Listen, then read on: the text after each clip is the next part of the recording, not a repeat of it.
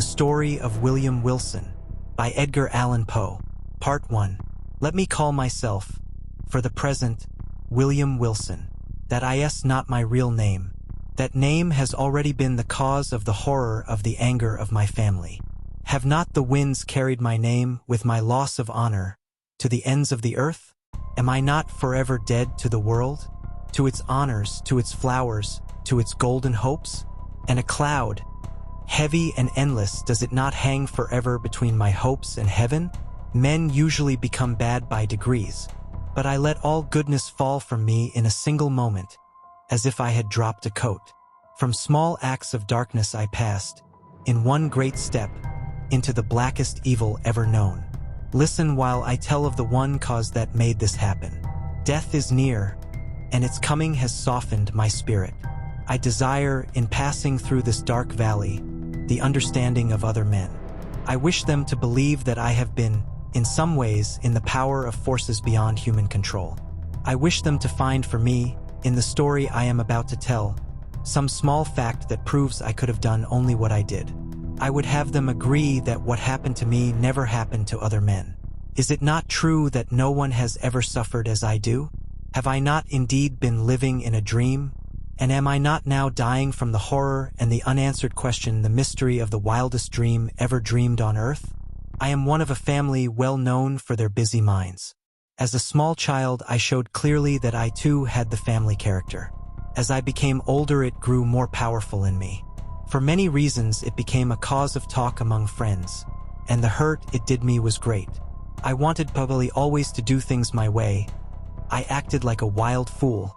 I let my desires control me. My father and mother, weak in body and mind, could do little to hold me back. When their efforts failed, of course my will grew stronger. From then on, my voice in the house was law. At an age when few children are allowed to be free, I was left to be guided by my own desires. I became the master of my own actions. I remember my first school. It was in a large house about 300 years old, in a small town in England, among a great number of big trees. All of the houses there were very old. In truth, it was a dreamlike and spirit-quieting place, that old town. At this moment, I seemed to feel the pleasant coolness under the shade of the trees. I remember the sweetness of the flowers. I hear again with delight, I cannot explain, the deep sound of the church bell each hour breaking the stillness of the day. It gives me pleasure to think about this school. As much pleasure, perhaps, as I am now able to experience.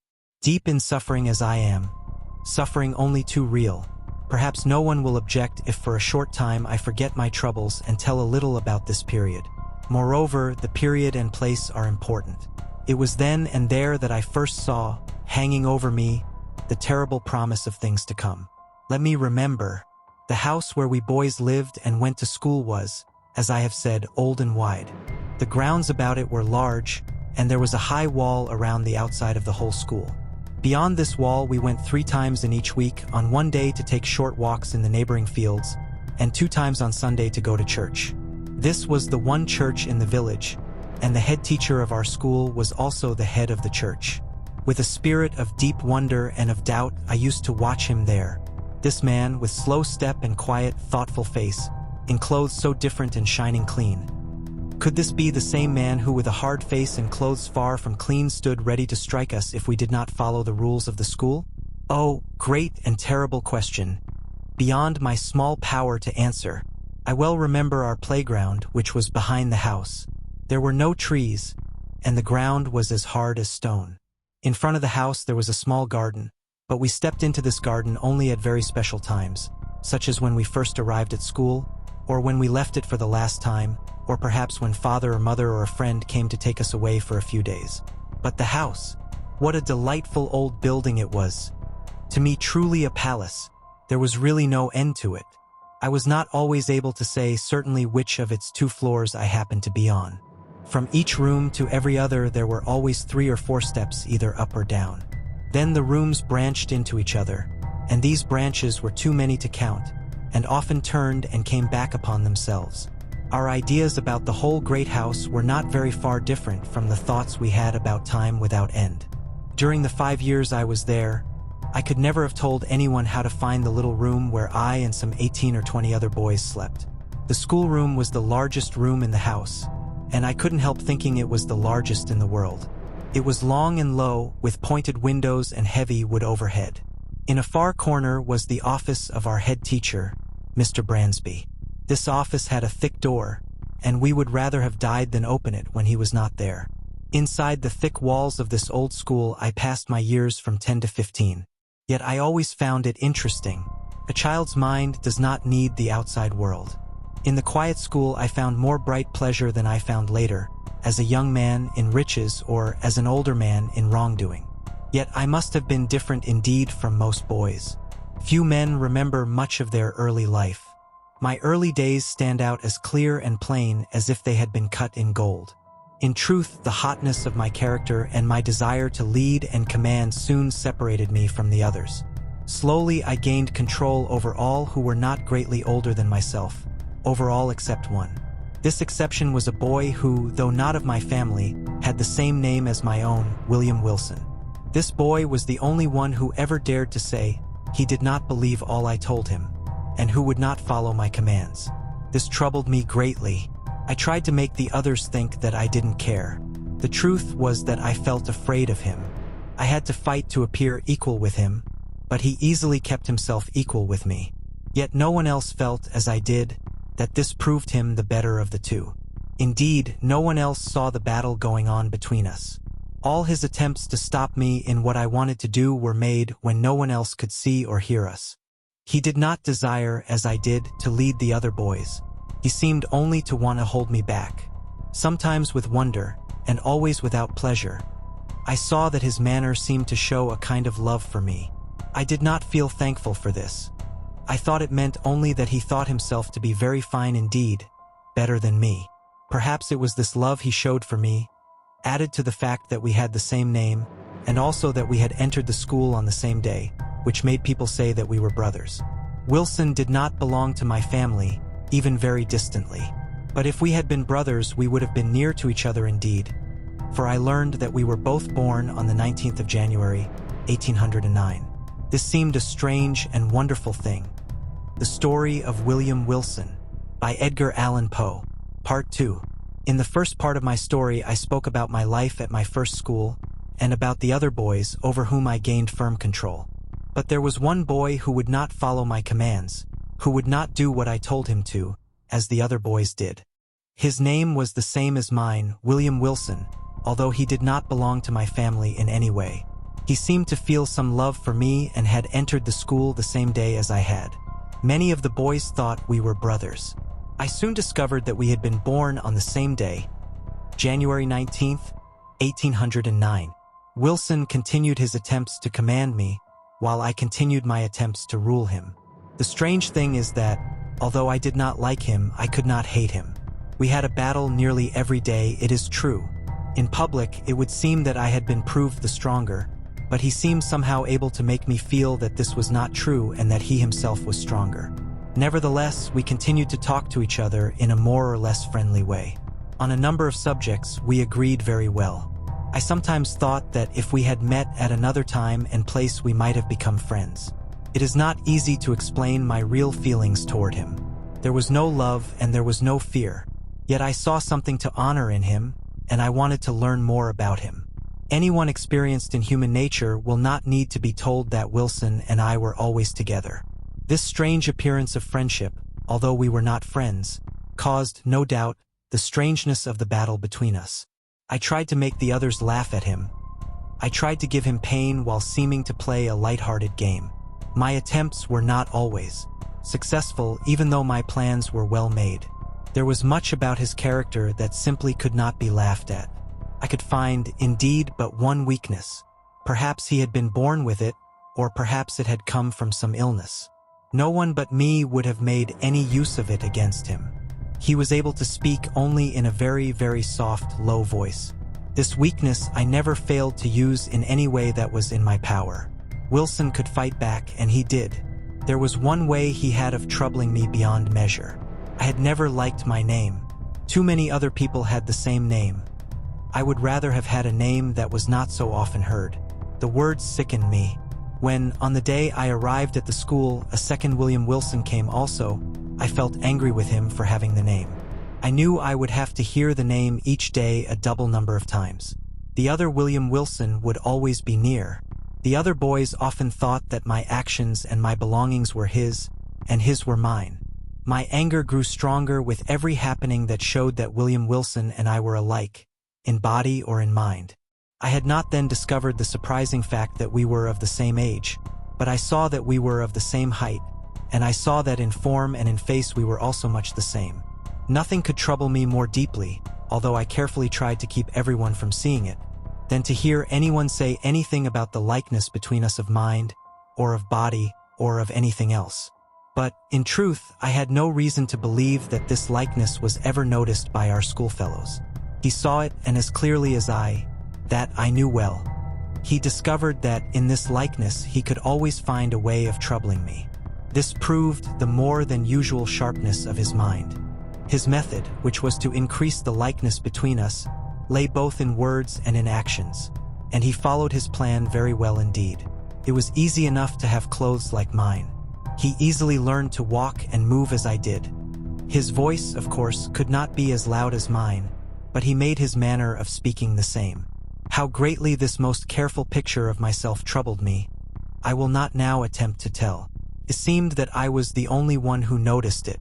I was the only one who saw Wilson's strange and knowing smile, pleased with having produced in my heart the desired result. He seemed to laugh within himself and cared nothing that no one laughed with him. I have already spoken of how he seemed to think he was better and wiser than I. He would try to guide me. He would often try to stop me from doing things I had planned. He would tell me what I should and should not do, and he would do this not openly, but in a word or two in which I had to look for the meaning. As I grew older, I wanted less and less to listen to him. As it was, I could not be happy under his eyes, which always watched me. Every day I showed more and more openly that I did not want to listen to anything he told me. I have said that, in the first years when we were in school together, my feelings might easily have been turned into friendship. But in the later months, although he talked to me less often then, I almost hated him. Yet, let me be fair to him. I can remember no time when what he told me was not wiser than would be expected from one of his years. His sense of what was good or bad was sharper than my own. I might, today, be a better and happier man if I had more often done what he said. It was about the same period, if I remember rightly, that by chance he acted more openly than usual, and I discovered in his manner something that deeply interested me. Somehow he brought to mind pictures of my earliest years. I remembered, it seemed, things I could not have remembered. These pictures were wild, half-lighted, and not clear, but I felt that very long ago I must have known this person standing before me. This idea, however, passed as quickly as it had come. It was on this same day that I had my last meeting at the school with this other strange William Wilson. That night, when everyone was sleeping, I got out of bed, and with a light in my hand, I went quietly through the house to Wilson's room. I had long been thinking of another of those plans to hurt him, with which I had until then had little success. It was my purpose now to begin to act according to this new plan. Having reached his room, I entered without a sound, leaving the light outside. I advanced a step and listened. He was asleep. I turned, took the light, and again went to the bed. I looked down at his face. The coldness of ice filled my whole body. My knees trembled, and my whole spirit was filled with horror. I moved the light nearer to his face. Was this the face of William Wilson? I saw indeed that it was, but I trembled as if with sickness as I imagined that it was not. What was there in his face to trouble me so? I looked, and my mind seemed to turn in circles in the rush of my thoughts. It was not like this, surely not like this, that he appeared in the daytime. The same name, the same body, the same day that we came to school. And then there was his use of my way of walking, my manner of speaking. Was it, in truth, humanly possible that what I now saw was the result, and the result only, of his continued efforts to be like me? Filled with wonder and fear, cold and trembling, I put out the light. In the quiet darkness, I went from his room and, without waiting 1 minute, I left that old school and never entered it again. The Falls presents The Story of William Wilson by Edgar Allan Poe, Part 3. You will remember that in the last part of my story I told of my experiences in my first school. I spoke of my early meetings with a boy who looked and behaved as I did, whose name was even the same as mine, William Wilson. I told of the night when I went to Wilson's room with a plan to hurt him. What I saw that night so frightened me that I left the room and the school forever. As I stood looking down at his sleeping form and face, I might have been looking at myself in a looking glass. It was not like this, surely not like this, that he appeared in the daytime. The same name, the same face, the same body, the same day of coming to school. And then his use of my way of walking, my manner of speaking. Was it, in truth, humanly possible that what I now saw was the result, and the result only, of his continued efforts to be like me? Afraid, I left the old school and never entered it again. After some months at home, doing nothing, I went to study at the famous school called Eton. I had partly forgotten my days at the other school, or at least my feelings about those days had changed. The truth, the terrible truth of what had happened there was gone. Now I doubted what I remembered. Now I called the subject into my mind only to smile at the strength of the strange ideas and thoughts I had once had. My life at Eton did not change this view. The fool's life into which I carelessly threw myself washed away everything that was valuable in my past. I do not wish, however, to tell here the story of my wrongdoing which went against every law of the school and escaped the watchful eyes of all the teachers. 3 years of this had passed, and I had grown much larger in body and smaller in soul. 3 years of wrongdoing had made me evil. One night, I asked a group of friends who were as evil as I to come to a secret meeting in my room. We met at a late hour.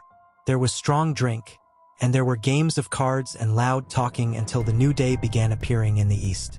Warm with the wine and with the games of chance, I was raising my glass to drink in honor of some especially evil idea, when I heard the voice of a servant outside the room. He said that someone had asked to speak with me in another room. I was delighted. A few steps brought me into the hall of the building. In this room no light was hanging, but I could see the form of a young man about my own height, wearing clothes like those I myself was wearing. His face I could not see. When I had entered, he came quickly up to me, and, taking me by the arm, he said softly in my ear, "William Wilson." There was something in the manner of the stranger, and in the trembling of his uplifted finger, which made my eyes open wide. But it was not this which had so strongly touched my mind and heart. It was the sound of those two simple, well-known words, William Wilson, which reached into my soul. Before I could think again and speak, he was gone. For some weeks I thought about this happening. Who and what was this Wilson? Where did he come from? And what were his purposes? I learned that, for family reasons, he had suddenly left the other school on the afternoon of the day I myself had left it.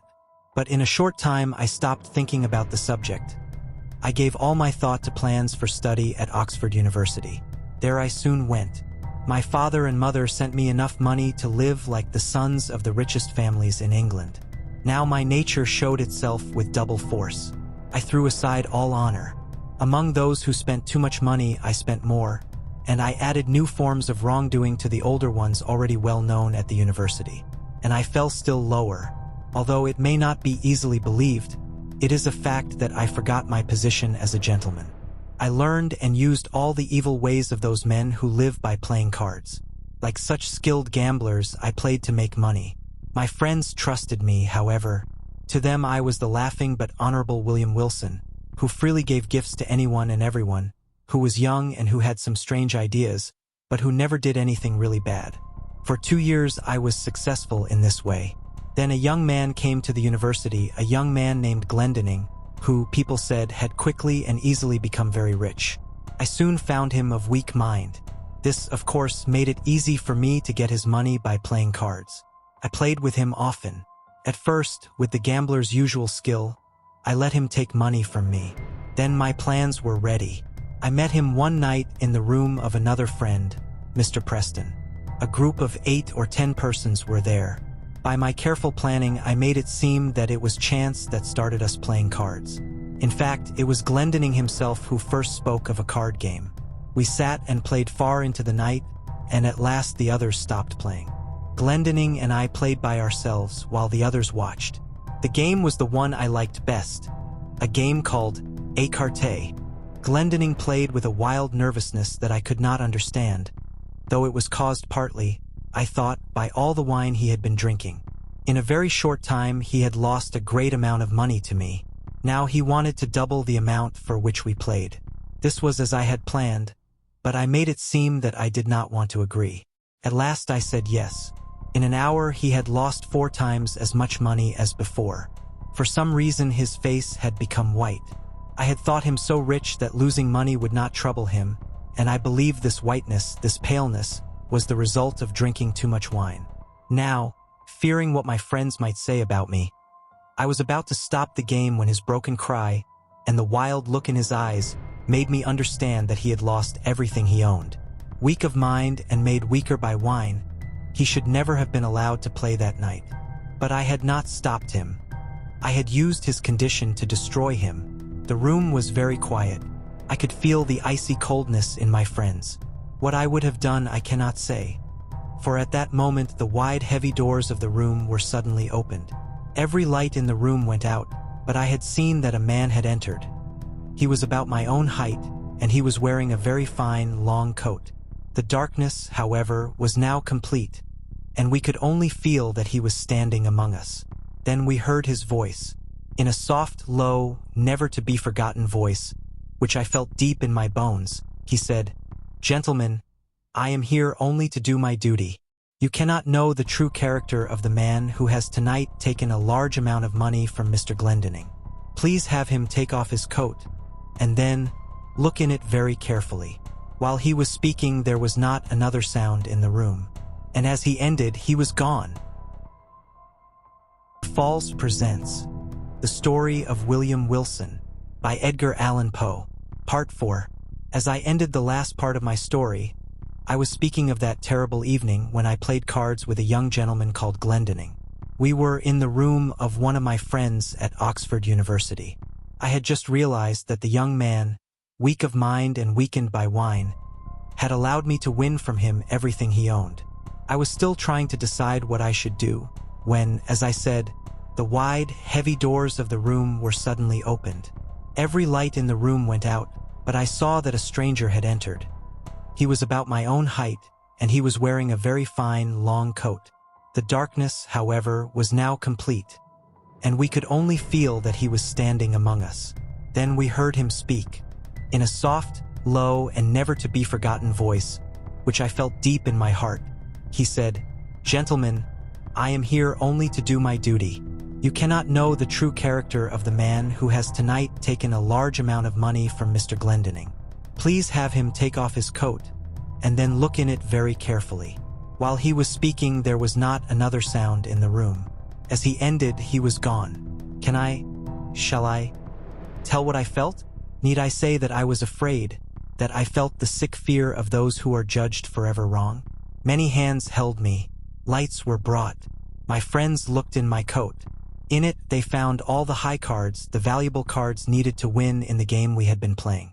Secretly using these cards, I could have taken the money of anyone who played the game with me. Mr. Preston, in whose room we were, then said, "Mr. Wilson, this is yours." He lifted from the floor a fine, warm coat and said, "We shall not look in this to prove again what we have proved already. We have seen enough. You will understand, I hope, the need for you to leave the university. At the very least, you must leave my room and leave it now."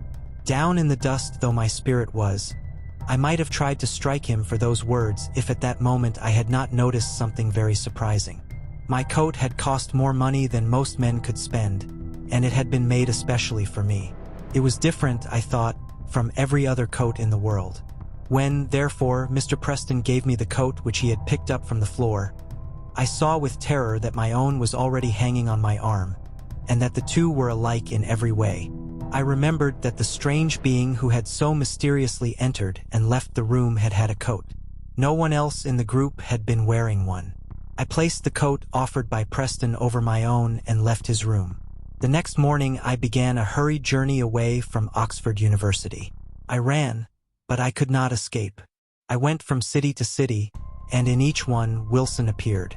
Paris, Rome, Vienna, Berlin, Moscow, he followed me everywhere. Years passed. I went to the very ends of the earth. I ran in fear as if running from a terrible sickness, and still he followed. Again and again I asked myself, who is he? Where did he come from? And what is his purpose? But no answer was found. And then I looked with the greatest care at the methods of his watch over me. I learned little. It was noticeable, indeed, that when he appeared now, it was only to stop me in those actions from which evil might result. But what right did he have to try to control me? I also noticed that although he always wore clothes the same as mine, he no longer let me see his face. Did he think I would not know him? He destroyed my honor at Oxford. He stopped me in my plans for getting a high position in Rome, in my love in Naples, in what he called my desire for too much money in Egypt. Did he think I could fail to see that he was the William Wilson of my schoolboy days, the hated and feared William Wilson? But let me hurry to the last scene in my story. Until now, I had not tried to strike back. He was honorable and wise, he could be everywhere, and he knew everything. I felt such wonder and fear of him that I believed myself to be weak and helpless. Though it made me angry, I had done as he desired. But now I wanted more and more to escape his control. As I began to grow stronger, it seemed to me that he began to grow weaker. I felt a burning hope. In my deepest thoughts, I decided that I was going to be free. It was at Rome, during the Carnival of 1835, that I went to a dance in the great house of the Duke di Broglio. I had been drinking more wine than usual, and the rooms seemed very crowded and hot. I became angry as I pushed through the people. I was looking, let me not say why. I was looking for the young, the laughing, the beautiful wife of old di Broglio. Suddenly I saw her, but as I was trying to get through the crowd to join her, I felt a hand placed upon my shoulder and that ever-remembered quiet voice within my ear. In a wild anger, I took him in a stronghold. Wilson was dressed, as I had expected, like myself, in a rich coat of blue. Around his body was a band of red cloth from which hung a long sharp sword. A mask of black cloth completely covered his face. "You again!" I cried, my anger growing hotter with each word. "Always you again! You shall not hunt me like this until I die. Come with me now, or I will kill you where you stand." I pulled him after me into a small room nearby. I threw him against the wall and closed the door. I commanded him to take his sword in his hand. After a moment he took it and stood waiting, ready to fight. The fight was short indeed. I was wild with hate and anger. In my arm, I felt the strength of 1,000 men. In a few moments I had forced him back against the wall, and he was in my power. Quickly, wildly, I put my sword's point again and again into his heart. At that moment I heard that someone was trying to open the door. I hurried to close it firmly and then turned back to my dying enemy. But what human words can tell the surprise, the horror which filled me at the scene I then saw? The moment in which I had turned to close the door had been long enough, it seemed, for a great change to come at the far end of the room. A large mirror, a looking glass, or so it seemed to me, now stood where it had not been before. As I walked toward it in terror, I saw my own form, all spotted with blood, its face white, advancing to meet me with a weak and uncertain step. So it appeared, I say, but was not. It was my enemy. It was Wilson, who then stood before me in the pains of death. His mask and coat lay upon the floor. In his dress and in his face there was nothing which was not my own. It was Wilson. But now it was my own voice I heard as he said, "I have lost. Yet from now on you are also dead, dead to the world, dead to heaven, dead to hope. In me you lived, and in my death. See by this face, which is your own, how wholly, how completely you have killed yourself." Please, like, comment, share, and subscribe to our channel for more. Thank you.